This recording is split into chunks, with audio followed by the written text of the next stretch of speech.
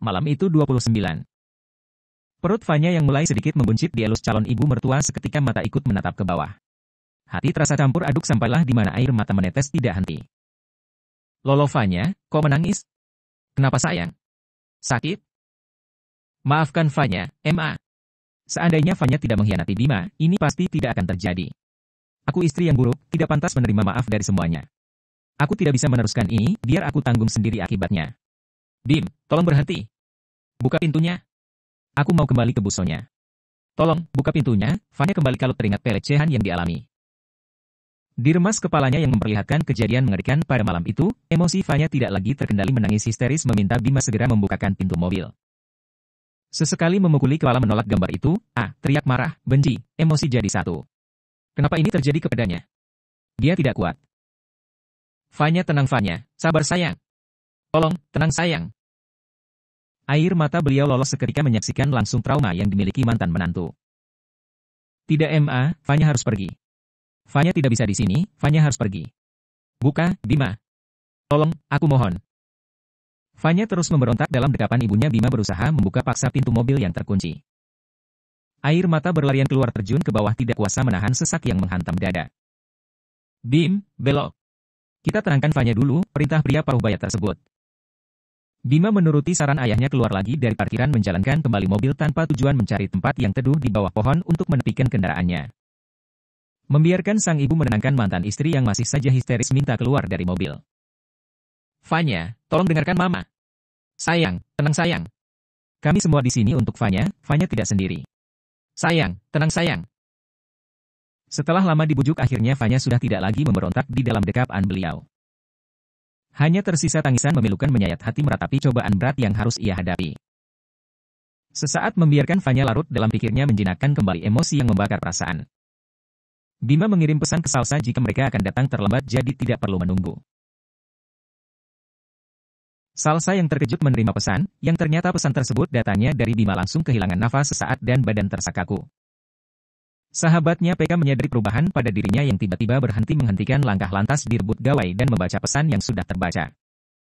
Sudah, tidak apa-apa. Bima cuma memberi kabar, kita disuruh masuk terlebih dulu, direngkuh pundak istrinya dari samping.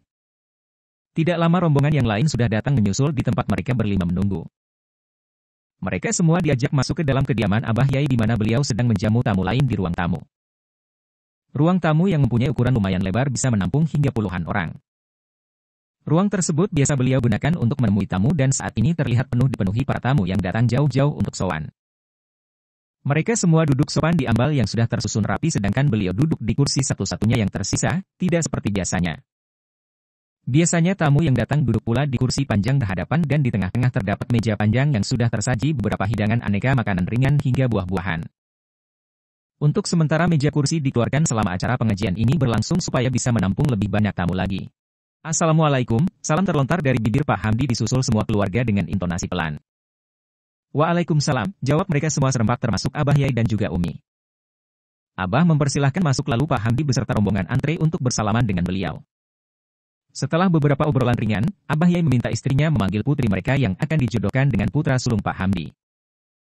Ini putri saya Pak Hamdi, ya seperti ini tidak cantik. Semoga saja Mas Aris bisa menerima darah yang tidak cantik ini. Pak Hamdi dan keluarga semua tidak ada yang berani mengomentari hanya berani tersenyum dan mengangguk. Akan menjawab seperlunya jika Abah Yai bertanya langsung kepada beliau. Gimana Mas Aris, kapan bersedia melamar? Tanya Abah memastikan tanpa aling-aling dan basa-basi. Meski menurut Aris dan keluarga baru kali ini bertemu dan masih juga bertanya-tanya apa beliau tidak salah, tapi masak ia beliau sampai salah untuk masalah memilihkan jodoh buat anak perempuan beliau? Namun, sebenarnya sudah lama Abah Yai tertarik dan ingin menjadikan pria itu menantu, memberi kepercayaan penuh menjaga putri keduanya. Sejak pertama bertemu Aris sudah jatuh hati ingin menjadikannya suami dari anak perempuan beliau yang masih sekolah. Kala itu beliau meminta salah satu santrinya membeli pulsa saat dalam perjalanan pulang dari mengisi pengajian di salah satu masjid dekat kediaman Pak Hamdi. Tanpa sengaja mata melihat awas gerak-gerak Aris, di mana pemudi tersebut sangat menghormati para pegawai perempuannya yang sedang memakan makanan yang tadi dibawanya menggantikan tugas melarang melayani biar dia saja padahal Aris sendiri saat itu sudah di atas motor hendak kembali pulang. Dan, tidak berselang lama setelah Aris kembali ke rumah dari kejauhan pria tersebut lari-lari ke sana kemari seperti orang panik, beliau tidak tahu apa yang sebenarnya terjadi. Beliau turun langsung mencari informasi ke salah satu warga yang tadi ditanyai oleh Aris dan didapati informasi jika ayah serta adiknya yang hamil di bedah tempat harus segera dibawa ke rumah sakit. Namun, saat hendak memanggil menawarkan bantuan beliau lebih dulu menerima telepon dari menantu jika putri beliau yang hanya ditemani asisten rumah tangga hendak melahirkan sedangkan si menantu sendiri tidak ada di rumah sedang di luar kota mendadak mendapat tugas dari kantor. Setelah mematikan telepon Aris sudah pergi jauh menggunakan motor yang tadi dikenakan. Tibanya di UGD beliau bertemu lagi dengan pemuda tersebut dengan kedua tangan membopong wanita hamil besar yang tidak sadarkan diri.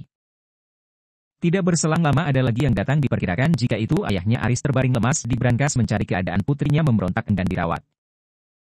Disinilah beliau bisa membaca karakter Aris sebenarnya.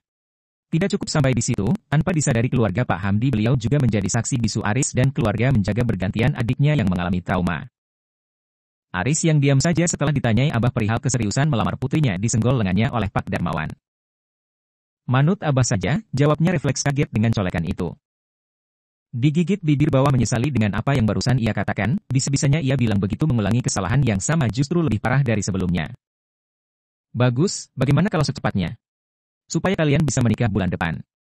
Bagaimana Pak Hamdi, usul beliau bahagia akhirnya pemuda tersebut bakal jadi calon menantu. Kami setuju saja, mana yang baik menurut Abah?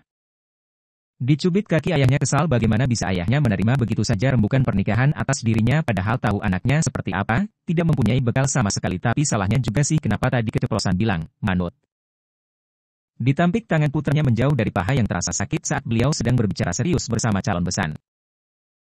Sesampainya di rumah, Aris mondar-mandir bingung padahal 2 hari lalu tidak ada apa-apa bahkan masih rebutan hati adiknya, sekarang.